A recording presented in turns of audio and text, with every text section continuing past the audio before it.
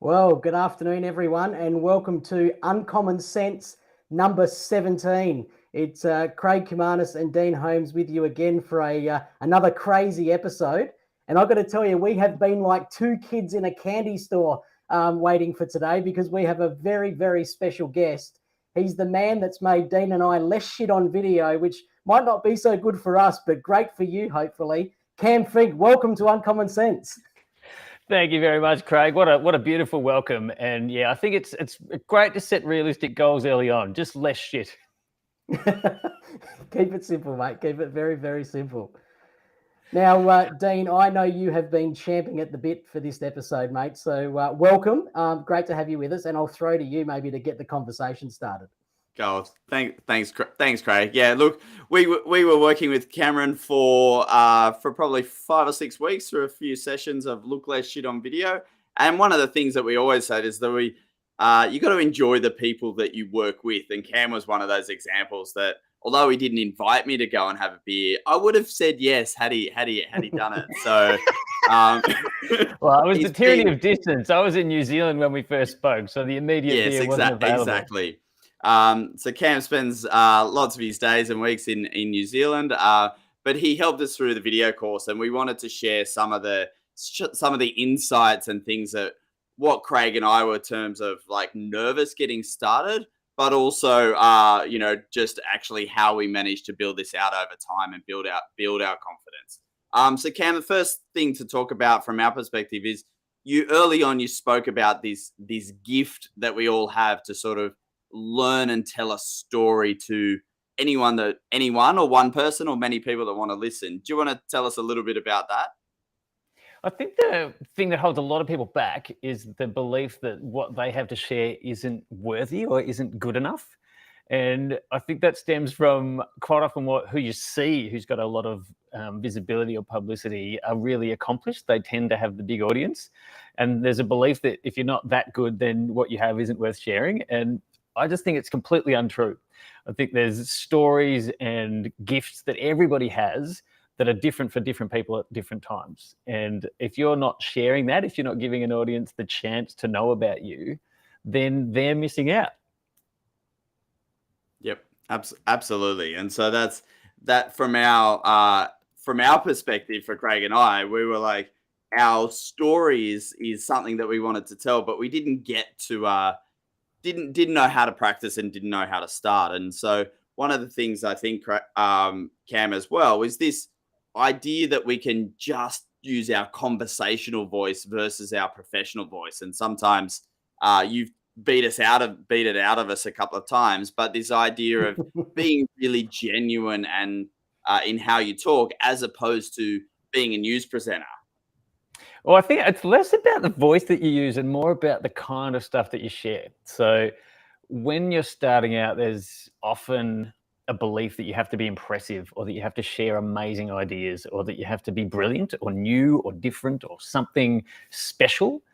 And quite often, I think that isn't what people relate to. And what you're trying to do quite often is just connect with people. You want to find common ground. You want to show people that you understand their world. They want to feel seen and heard. You want to feel seen and heard. That's what most people want. And so when you're starting out, it's easy to accidentally try to be too good. And that actually is alienating rather than connecting. And so one of the things that I find a heap of joy in helping people discover is that whatever's going on for them is probably great. And they don't need to reinvent anything or be fabulous to be worth connecting to. Yeah, Cam, one of the things I absolutely love that you taught us is these things don't have to be overproduced and, waiting for the perfect moment or time. Like if something happens, you should just film it. And I remember saying to you, but what if I'm in public? Like as if I want to do that in front of hundreds of people. Can you touch on your thoughts about people filming in public and what other people actually think or don't think? Well, it's less about that. So when I said capture the moment when it's happening, there's a couple of reasons why I think that's really important. One is low friction. You don't have to worry about it. You don't have to think about it. Like if you're comfortable enough that you can capture content wherever you are when it's happening, it just means you can do it at the time and it's not added to your to-do list. It's just done. And the second is that trying to manufacture energy is really hard. Trying to summon a mood at a time that you've planned is sometimes a lot harder than just doing it when you're in the moment. So if you're out and about and you've had an idea which is connected to the environment you're in and you film it then and there, the scene sets a whole bunch of the story. The context tells a whole bunch. The context will share a heap of information that you don't even have to do anymore. And your energy will be naturally aligned with what you want to do. And so it's almost less about the technical side of things and more about getting the best out of you. So rather than having to plan it, and then when you're in your home office at the end of the day, like, oh, remember that thought I had? How do I summon the energy to deliver that idea well? That's hard. Like, unless you're really practiced, it's really hard to do that. Whereas if you're out and about and you're having the thought and you capture it then and there, it's comparatively easier. Cool. Yeah, and that's how we built the muscle. Sorry, Craig. That's right. That's how we built the muscle of getting started. We had a WhatsApp group between the three of us, and we just started to practice filming just with our phones. So there's no crazy technology that's involved, but we just started practicing filming with our phones wherever we were. And so whether it was Craig gave some great reviews of Qantas baristas, for example, up in the Qantas Club, because he spends a bit of time there. And it was great to just practice it as it was in a safe environment, obviously, but just practice. Yeah, and I think the practice is something that people underestimate the need for. And so before we go on, by the way, if anyone's watching this live and you can pop a comment in the chat, just say hi. We'd love to know if there are people there who've got a question, or if anything's resonating, or if there's something you want to ask, please pop it in the chat. I think there's like a 20-second delay on these sort of platforms, so it might not be immediate, but we'd love to hear from you if you're tuning in. The analogy that I stumbled across for this practice thing came to me when I was chatting to a friend who had a kid sitting their license in Melbourne. In Melbourne, you have to do 120 hours of logged driving practice before you're even allowed to take the driving test. Like, they won't even let you sit the test until you've driven for 120 hours.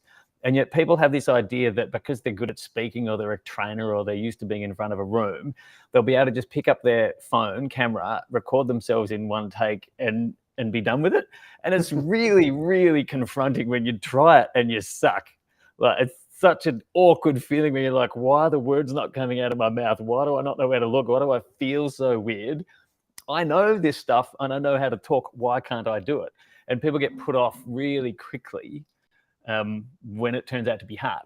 And so making the practice easy means you're more likely to do it. So by setting the environment that we had when we were practicing, which was do it whenever and wherever you are. You don't have to be in a studio. You don't need a fancy camera. No. Just pull your phone out when you got 5 minutes when you're in the Qantas Club waiting for the barista. Do it then. That's really valuable practice. And by making it light and making it easy and low pressure, you're just more likely to do it. Yeah, I think the really funny part about exercising that muscle, if the two of you remember, the first one I tried to do in the Qantas Club, which I did do, but I was like, I'm in the Qantas Club. And like, this is a big deal for me because like there's all these people around me and I've got a camera on me. And I was all nervous. And then Cam, you said to me, no one gives a shit, mate. No one is going to go home and say, I saw this guy filming in the Qantas Club today. And that piece of advice just tended to smack it out of me. Go, oh, who cares then? Just put the camera up and just keep talking and have a bit of fun. So, just interested in, the way the tips you give people to get over filming themselves in public, because it's all about yourself, not about anyone else. Well, so I still get a little bit nervous when I do it. So I've done it a bunch now, but I still have that feeling of feeling like a bit of a toss-up when I pull the camera out and I'm doing a selfie video and there's people walking past. Like that feeling has never completely gone away. But what I do know and have experienced and heard from people who've both made videos and watched mine or whatever, is that they have a naturally higher energy. There's a curiosity about what's going on in the scene. So I posted one the other day from Sydney Airport, or I can't remember which airport I was in. I was in an airport, and I was walking through the crowd, and you can see in the background people kind of looking up as I go past or whatever. And a couple of people noticed that in the comments of the video, like it was visually interesting. And so it sort of segues into the next thing which I want to say, which is that what you're saying doesn't matter as much as you think it does. The content that you're delivering is only part of the story. If you're trying to share and connect and include people what you're saying only counts for a small amount. What people want to do is find out who you are. People want to feel what kind of person you are. Are we an energetic match? Do I like your style? Do you sound credible? Do you have conviction? Is your body language positive? All these subtle non-verbal cues actually convey most of the information. I think that's true for when we first met, Cam. Pardon me. Because one of the first videos that my wife tagged me on of one of your videos was actually a video where you were not talking at all and there was no subtitles. The point of the video was to be able to communicate energy and excitement without actually using any words. And so it was you on top of a mountain in New Zealand. They're all beautiful, being there and saying stuff, and your hands were moving, but there was no sound whatsoever. But it was still interesting and engaging enough for me to say, I would like to meet this person for a bit. Yeah, well, we call that the mute test. Pass the mute test. And so if I was to demonstrate it now, which probably won't work well in the the podcast only non-vision version, so I won't mute myself. But the idea being that if I'm watching your video and I can't hear anything, is it still interesting? And sometimes people lend too much on their content. They think if I'm saying something that's really interesting, then my body language or my delivery doesn't matter as much. Someone who's still not moving their face very much, not doing particularly interesting. Absolutely. Like, and that it doesn't goes really to matter how good the words are. Yeah, if the energy that you're conveying in the video is appealing, if it's visually appealing and got a bit of chemistry or a bit of enthusiasm to it, people might stop on a news feed and go, oh, what was that? What was that scene? Like, here's a bloke on a mountain who I can't even hear speak, but he's on a mountain and showing a bit of enthusiasm. So maybe I'll stop by. John Pearl, a good Adelaide boy. Yeah, well, the comment here from John is feeling not the perfect setting or backdrop is, okay, that you can control. You can control your backdrop. Don't know about making you look like Brad Pitt, John. But the thing that I think is really important is that if you're trying to look professional and credible in a home office, that's hard. Like, people can feel that you've just done that yourself and you've got home lighting on. Like, it's not easy to look super professional in a home office, but the expectation is that you should. Or there's a... What are you saying, mate? Well, what I'm saying, Craig, is that we can tell you, like, that's a home office, right? And it does the job, and that's fine. There are much lower expectations on what your backdrop has to be if you're just out and about.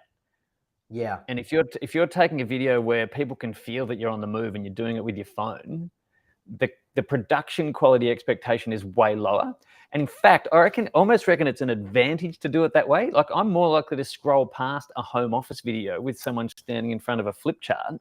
Like, I've got to be really captured by something really fast to want to watch that video. Whereas if I can see someone with a smile on their face and they're outside, or they're gesturing at what's going on around them, or there's people in the vision, or some sort of visual interest, I'll be like, oh, what's going on there? That's more likely to be the kind of content that I want to see, which is someone describing what's happening, someone having an emotion, rather than someone lecturing me with their Venn diagram that I don't give a shit about.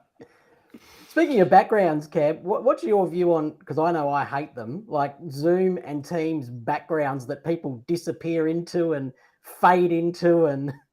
Yeah, look, personally, I'm not a fan of the blurred background or the wallpaper. Like, not for me. No, good. No, I think that's just a distraction. And I think what happens is, so as John said in his comment, it's a distraction for you. It's not just distraction for the audience. It puts your energy in the wrong place. So the thing that people give far too little attention to is their own state.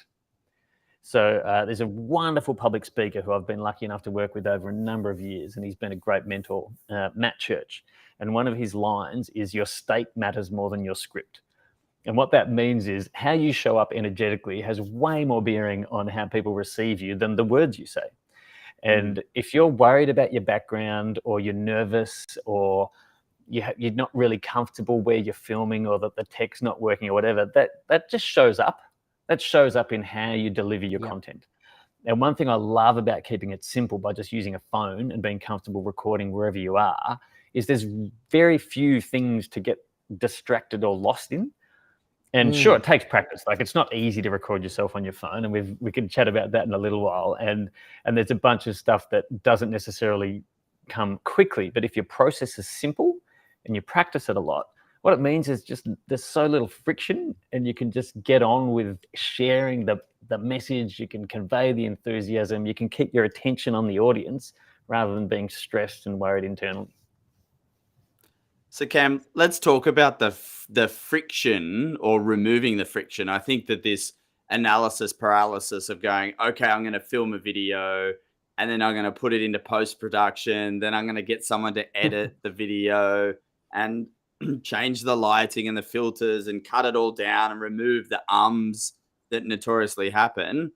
What's the opposite of that? Like, how can we remove all the friction? Because friction is procrastination and we don't get content out there.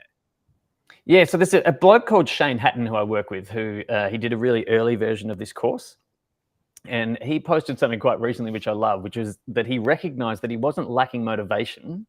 There was just too much friction. So he had the ideas. He was keen to do it. He might even get started. He might even record the take or the whatever it was.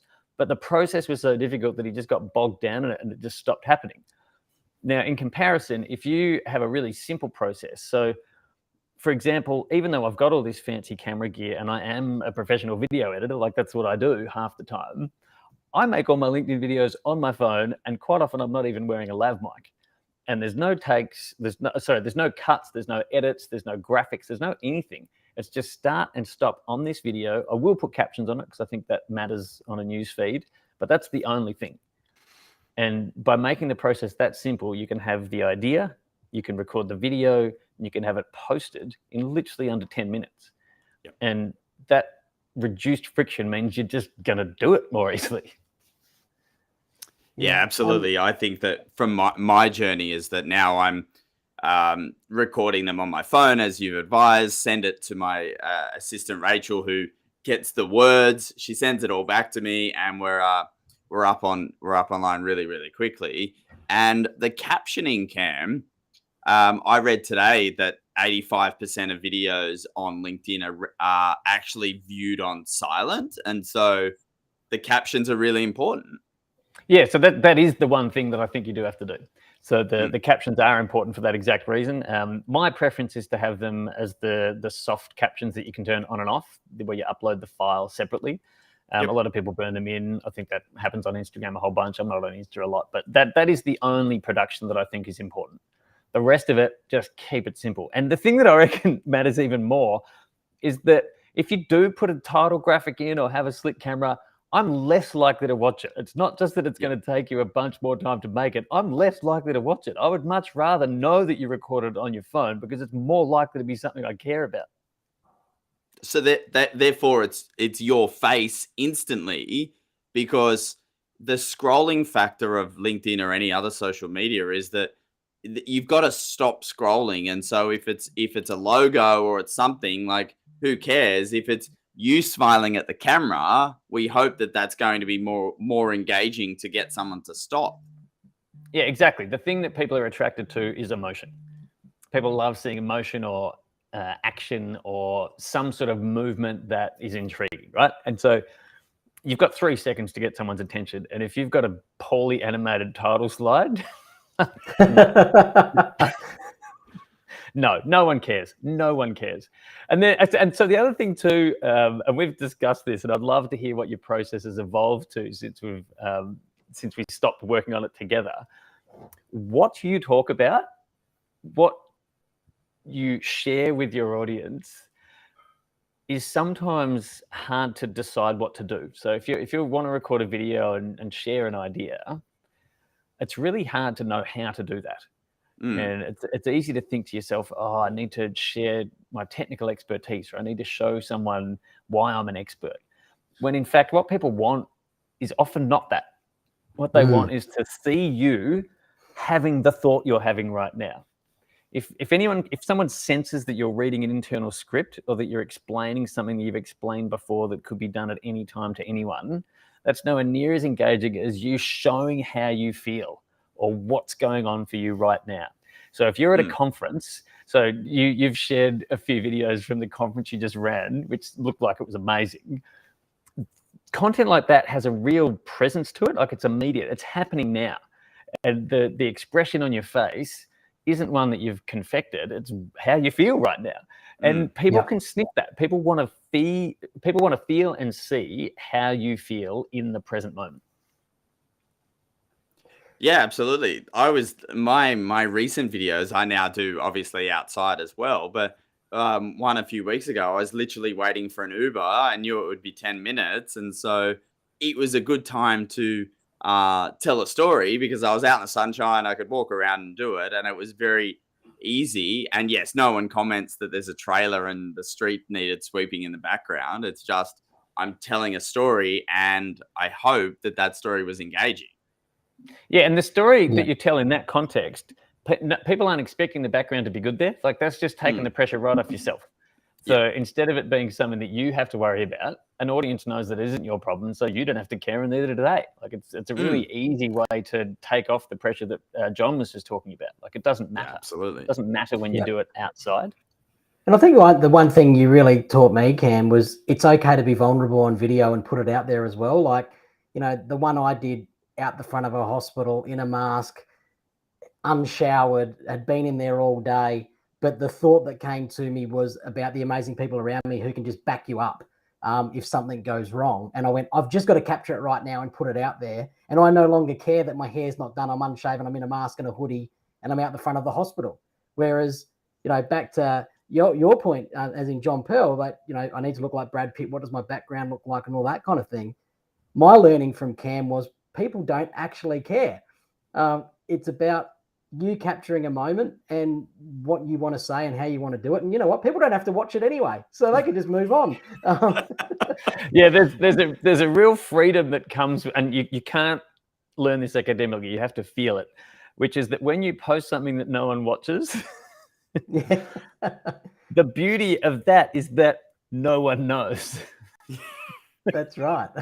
Like, it doesn't exist for most people. So, like, you're feeling weird that you put something out there that didn't get any likes or not much traction or whatever, and you're feeling super shit about it, but no one knows, so it doesn't matter. And so, like, that emotion still counts. Like, you have to feel good about it, and that stage fright or performance anxiety, whatever you want to call it, like the willingness to put yourself out there is that's not an easy hurdle to climb. So I never want to diminish the resolve or the decision that it takes to do this stuff. Like, it's not easy to decide to put yourself on a news feed in a way that exposes you to criticism, even if it's imagined. Like, that's not a small deal. Yeah. Deciding to do that is a big step for a lot of people. And so I think it's always important not to diminish that, because if you're listening right now and thinking, oh, yeah, I'd love to put a video out there, but I don't feel safe, I don't feel confident doing that, it's no good saying just get over it. Like, no. That's a process you have to go through. You have to be coached through it. You have to feel your way into being confident enough to do it. You don't just snap your fingers on that one.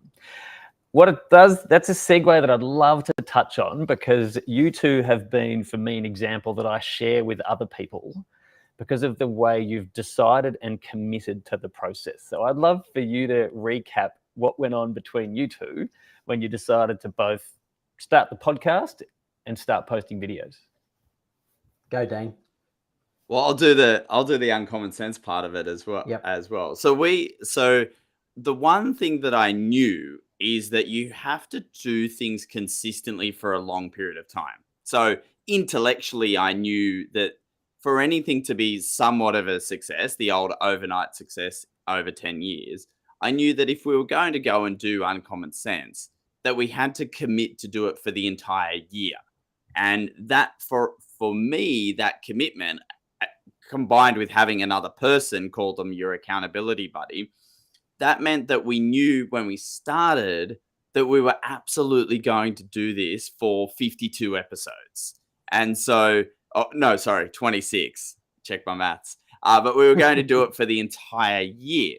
And so that level of commitment meant that we had to do it, and that we had to learn along the way in terms of what worked and didn't work. And our level of confidence at the beginning was fear, We had copious pages of notes. We had all these ideas. We had this process where like you talk, then I talk, then you talk, and all these things. And through your course, but also just practice, that's changed now that we do preparation for anyone listening and watching. But the way in which we do it is completely different, that we're not scripting parts of our conversation anymore. So the scripting part, like that just sort of comes, like you just get better with time on your feet, and you can't practice it behind closed doors. You've got to do it facing the world. But the part about it that I love in that process is that you only had to decide to do it once. So Pete Cook, a brilliant guy who I've learned a whole lot from, his superpower is he only makes a decision once. And in your case, the example is we do a podcast. We do a fortnightly podcast. That's what we do. And so after 3 episodes where you're like, oh, is it going okay? Or should we do the next one? You don't decide. You just are. And so when you start a process that is difficult or that might take a while to get some momentum or that has a long tail before you see a reward, if you have to decide every time that that's what you're doing, it's hard. That's hard going. And so that to me is a really amazing thing that you guys did. And one of my favorite videos that Craig posted was in a cafe saying it's the end of the week and I haven't posted my video this week, but I made a commitment that I would. And here I am, and here's why making commitments is important. And so that's a phenomenal video because so to recap, it's not very well shot. There's a whole heap of background noise. You shot it at the end of the week, but you were honest about how you were feeling. It was going on for you right then. Like you were talking about how you felt in the moment. So it was compelling for that reason. You tied it to a message that you were living. You were living your own value system by sharing the message. And the message was valuable to other people. And it was delivered in a way that wasn't daunting. It didn't come with a studio and fancy lights. It was like you were an every person in that video. So that's a really easy thing to connect to. And it was just in alignment. Everything about that was in alignment. You weren't the hero in your own story. You were sharing a message that was valuable for other people. You did it quickly and easily, but at the end of a week when you knew you had to. Perfect. Yeah. Awesome. So Craig, talk to us about the journey once we found Cam and realized he was in New Zealand, and then we realized that we still wanted to work with him. Yeah, and it was just a matter, and I think the initial appeal came from because we were doing this and we thought, well, how can we do it better? And I had no idea what it would actually evolve into. And that is, how to use your phone to capture a really great quick video, how to get the hell over yourself. And this stuff continues to, I guess, push us out of our comfort zone. Part of the reason we did this was because lots of people say, oh, don't be silly. You and Dean aren't uncomfortable doing that. Like, you get on and you chat. But this is actually still pushing us out of our comfort zone. I think we're much more comfortable with Uncommon Sense now. But the stuff that Cam's been holding us accountable to, and that is lobbing a video out on LinkedIn once a week that we think is interesting or captures something that we're thinking or feeling or whatever, that still makes me feel incredibly uncomfortable and it's out of my comfort zone. And that's actually why I'm doing it, though, because I actually love being out of my comfort zone. I kind of captured it and went, people who tend to do the roles I do don't really show that vulnerability and just go and capture themselves anywhere, anyhow. And so I'm trying to differentiate a little bit, I guess, because it's just me. I'm just showing me. So if I'm watching this now, my question is probably, well, great, you did that, Craig. So what? Yeah. What happened as a result? Like, what have you seen the benefits of doing this? Yep. So the interesting part to that, Cam, is that what I have noticed is, so in the past, I've done trying to do a lot of brand building for the business and stuff, and just done static posts with words. And, a few people like them and they tend to be the same type of people, but it doesn't carry much. And what I've found now by just throwing out quick video content at the point in time is, one, how much more interaction that video gets, but two, for how long it actually carries. Like a month later or a month and a half later, that same video could get another interaction because someone's found it or connected to it or whatever. So I think what it's done is, from a branding perspective, it's carried the net much wider. Like it's really cast the net much wider. And it goes for much longer. And it's actually enticed people to connect with me. So I've got new connections, I think, from it. And ultimately, let's not hide the fact, the elephant in the room, it's actually leading to new business opportunities as well, which is part of the reason we're actually doing it. Yep. Yeah, and I think the thing that's beautiful to realize when you get on this journey is that you're not trying to convert people straight away. The magic of putting out content consistently is that people get to know you at their speed. And if you do it consistently, if you put something out once a week, someone can ease into knowing you, and you just end up front of mind for them. And when they need you at some point, or someone needs a referral or whatever, you're easy to refer them. And positioning yourself in a way that makes you accessible, and people think of you as a friendly, approachable person. And like, if someone isn't going to get along with you, you want them to find that out really early on. Yeah. Like, it's just a natural filter. So like, I remember Dean called me, or we spoke on the phone before we'd ever met, and we chatted really easy for 15 minutes. Like, it was just a really natural flowing conversation. We knew straight away then, hey, we're probably going to work well together. Let's do it. And we did. By putting videos out like this, you let people decide that before they have to bother you. Yeah.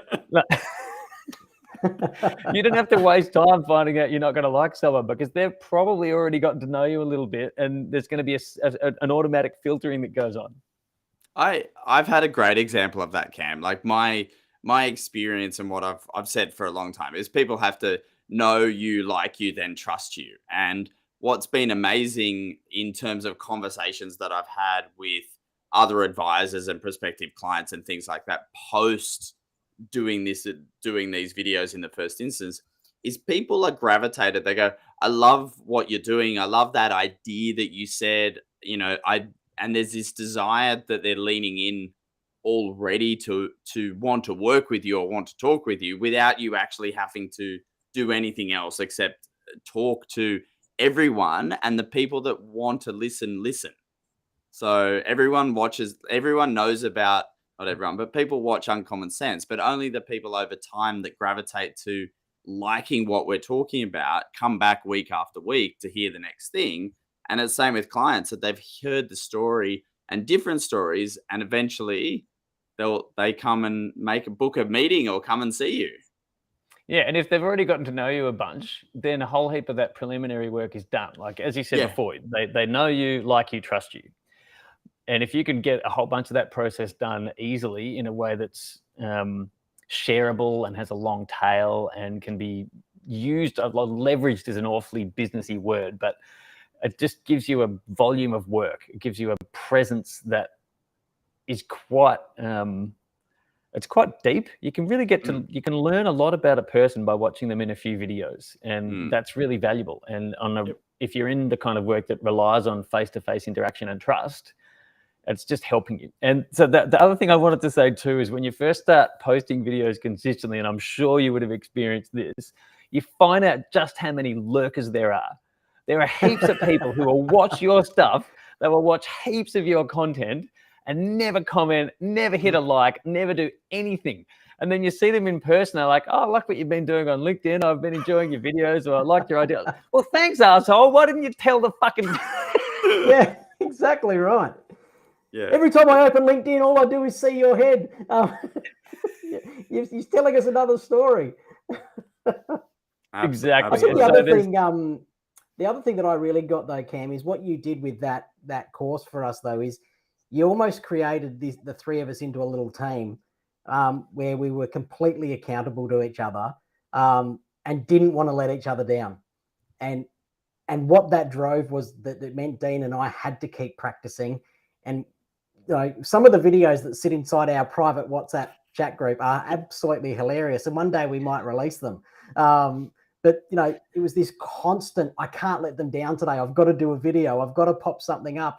I've got to keep going. And I think we talk about accountability buddies, but I think your culture of your program created that. And then obviously Dean and I definitely didn't want to let each other down privately. Or then I still remember the day where you said, you've got to go to LinkedIn now. And I think I just went and did it before I had a meeting with Dean, so I could sit down and go, I've done it.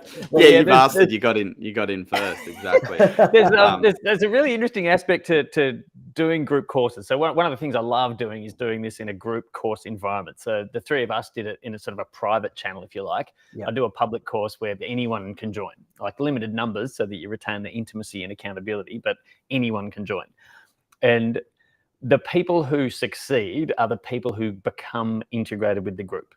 And it's a bit like going to the gym or doing anything as a group. Like, you've got everything you need. You could do it on your own, but guess what? You don't.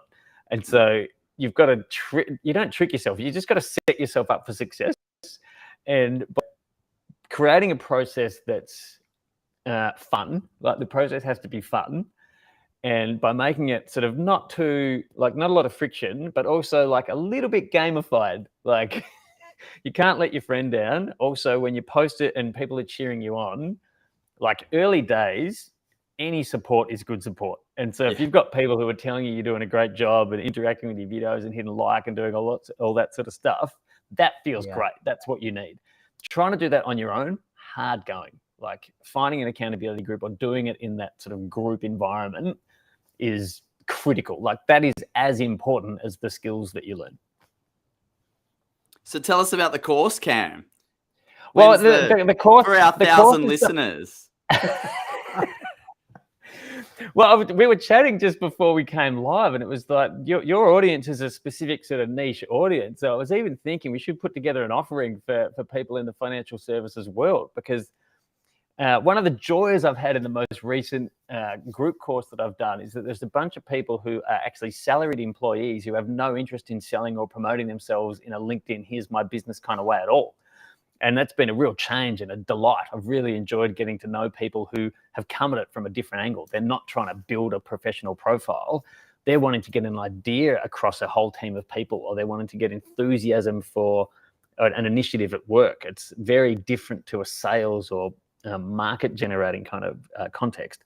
And what I've really enjoyed is how well people from that motivation do at how well they start creating videos. I always thought that people who weren't interested in being on camera and being promoters would find it hard. They're actually better. They're better at it because they don't have that icky feeling of trying to be salesy about it. And so I think there's a joy in getting people together to just learn and find out about each other. And so if there's an opportunity to bring maybe some of your listeners or have a group of people who are like, yeah, I wouldn't mind having a crack at this and I think it could be useful, building a little accountability group like we had, I think it'd be perfect. All right, so we'll do the look less shit on video UncommonCents edition. And how many people do you usually have?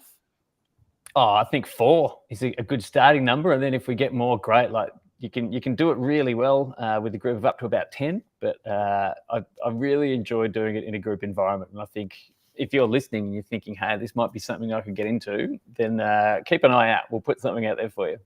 Yeah. So Cam's on LinkedIn, if you didn't know. That's his. He's that guy that keeps posting videos, I think. Yeah. So everyone will connect with you and watch your videos. But just really quickly, I know we're going through a lot of things and running out of time. But Cam, talk to us about the technology. Like, did you invest sort of $50,000 on making that video, or what are the 3 or 4 things you use to make magic? Nearly every video on LinkedIn has been recorded on this phone. It's just an iPhone 12 Pro. It's got the 3 cameras. That's it. Oh, I've got a selfie stick. It's not 2014 anymore, but I do enjoy my selfie stick. Find this a helpful bit of kit. And then I sometimes use a lav mic like I'm wearing now. So if you're outside or if there's background noise, honestly, that's it. So the phone you've got in your pocket is probably good enough. You might have to spend another $150 for a little bit more tech. That's it. So that's not the friction point. The friction point isn't waiting to get your tech and organized. It's really important to recognize that an audience does not give a shit.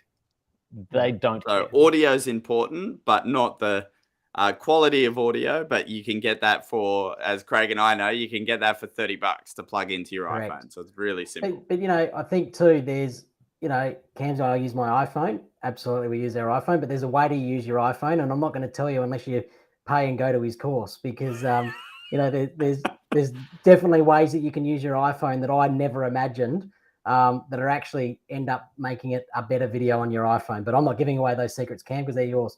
Intellectual property. Well, mate, won't be honestly, I shared wouldn't care if you publicly. did give away the secrets, because that's not the hard bit. Like, the hard bit is No, doing it.